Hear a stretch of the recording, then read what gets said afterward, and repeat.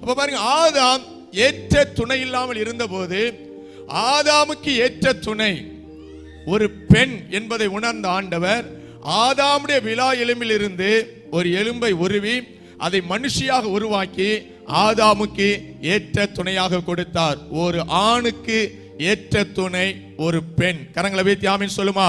ஒரு பெண்ணுக்கு ஏற்ற துணை ஒரு ஆண்.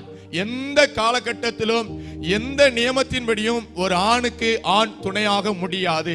ஒரு ஆணுக்கு ஒரு பெண் துணை என்பதை ஆண்டவர் அழுத்தம் திருத்தமாக சொல்லியிருக்கிறார்.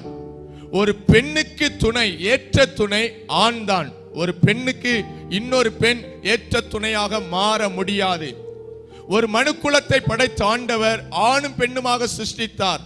மனிதன் தனிமையாக இருப்பது நல்லதல்ல என்று சொல்லி மனிதன் பாவம் செய்யாமல் இருந்த காலத்தில், பாவம் அறியாமல் இருந்த காலத்தில் மனுக்குலத்திற்குள்ளே ஒரு பரிசுத்த விவாகமாக ஆண்டவர் திருமண வாழ்க்கை ஏற்படுத்தி கொடுத்தார்.